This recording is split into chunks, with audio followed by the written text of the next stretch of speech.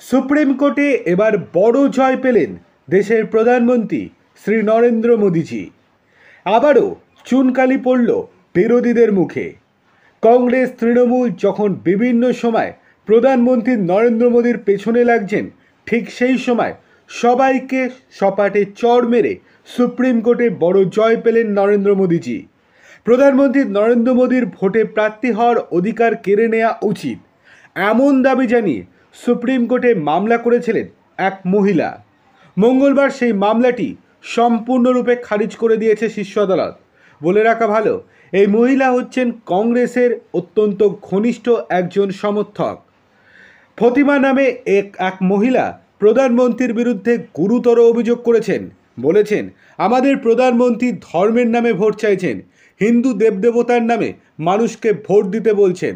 প্রধানমন্ত্রীর ভাষণ সম্পূর্ণভাবে নির্বাচনী আচরণবিধি। বিচারপতি বিক্রমচন্দ্র এবং বিচারপতি সতীশ চন্দ্র শর্মার ডিভিশন বেঞ্চ মঙ্গলবার মামলার শুনানিতে বলেন, মামলাকারী ভুল জায়গায় চলে এসেছেন, এজন্য উপযুক্ত কর্তৃপক্ষের কাছে যেতে হবে। তারা যদি এরকম কোনো সিদ্ধান্ত নেয় তাহলে তারা নিতে পারে, আমরা এই নিয়ে কোনো হস্তক্ষেপই করব না।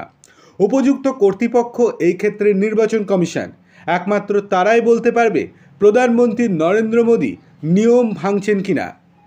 প্রসঙ্গত, এর আগে একটি অভিযোগের পরিপ্রেক্ষিতে কমিশন প্রধানমন্ত্রীর বিরুদ্ধে ধর্মের নামে ভোট চাওয়ার অভিযোগ সম্পূর্ণরূপে খারিজ করে দিয়েছিল।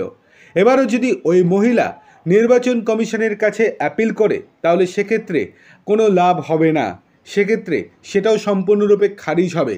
তৃণমূল এবং কংগ্রেস চাইছে যেন তেন প্রকারে জোকের মতো প্রধানমন্ত্রী নরেন্দ্র মোদীর পেছনে লেগে থাকতে, কিন্তু বারংবার ধাক্কা খেতে হচ্ছে। লোকসমাজে মুখ দেখাবে কী করে এরা?